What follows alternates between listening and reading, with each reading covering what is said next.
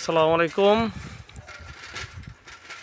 সুজলা সুফলা শস্য শ্যামলা আমাদেরই বাংলাদেশ। আমি এখন এগিয়ে চলছি ভালুকজান থেকে পানের ভিটা নামক একটি গ্রামের দিকে। রাস্তার দুপাশে সারি সারি তালগাছ আমাকে মুগ্ধ করলো।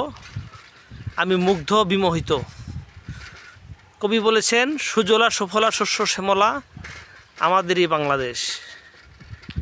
সত্যি এক অপরূপ সৌন্দর্যের লীলাভূমি আমাদের এই বাংলাদেশ।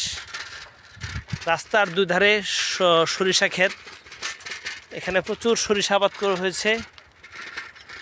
খুব সুন্দর মনোরম দৃশ্য। সুজলা সুফলা শস্য শ্যামলা আমাদের এই বাংলাদেশ,